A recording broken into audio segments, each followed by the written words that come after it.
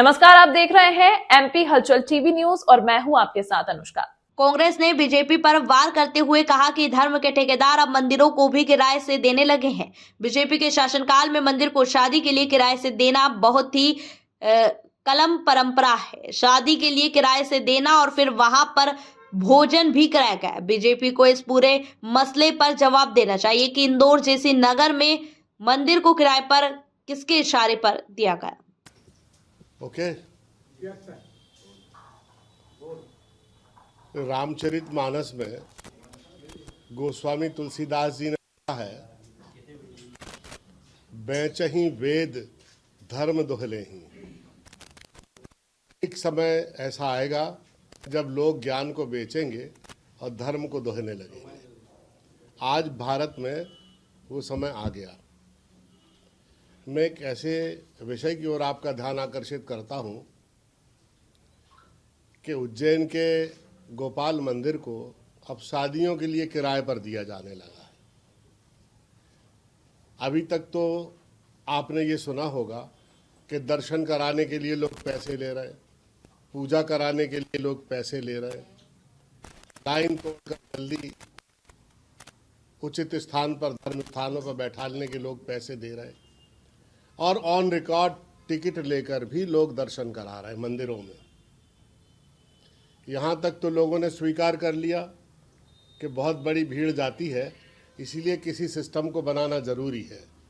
लेकिन अब तो हद हो गई कि मंदिरों को शादी ब्याह पर किराए पर दिया जाने लगा। ऐतिहासिक मंदिर श्रद्धा जिसके प्रति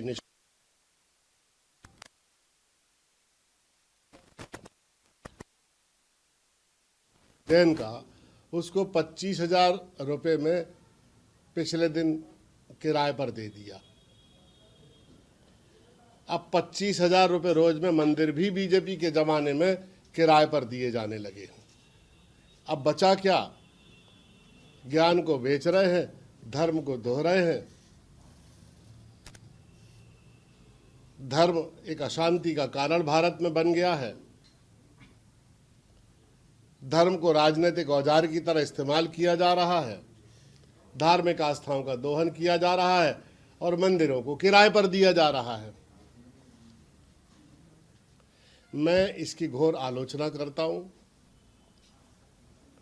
कभी ईश्वर अगर हम लोगों को अवसर देगा तो हम मंदिरों को इस मकड़जाल से मुक्त कर आम जनमानस के लिए सहज और सुलभ बनाएंगे, जो हमारी परंपरा रही है।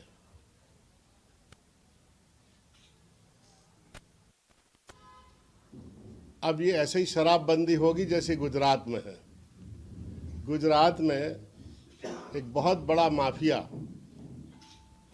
10,000 करोड़ का बिजनेस कर रहा है एक वर्ष में, जो पूरा भारतीय जनता पार्टी से जुड़ा हुआ है और इसकी पूरी की पूरी फंडिंग नेताओं को, राजनीतिक दलों को होती है। रात में 2 बजे कोई गुजरात में किसी भी शहर में, किसी भी गांव में 2 बजे कोई शराब मांगे तो 1 मिनट में उपलब्ध है। ऐसा लगता है यहीं कोई बोतल लेके आसपास छुपा रहा है और मांगने पर प्रकट हो गया है।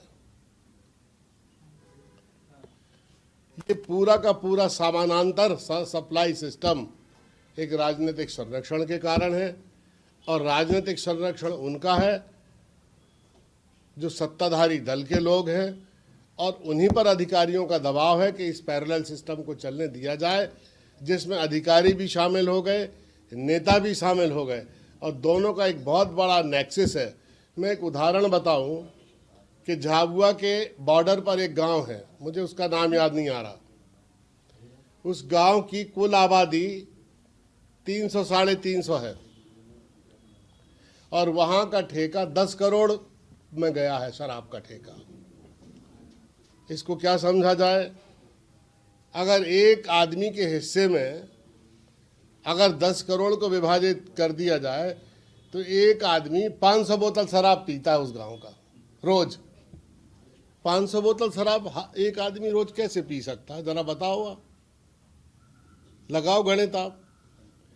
10 करोड़ की शराब का 350 लोगों में विभाजन करो आप उस पैसों का, तो 500 बोतल शराब रोज पीता है गांव का एक आदमी।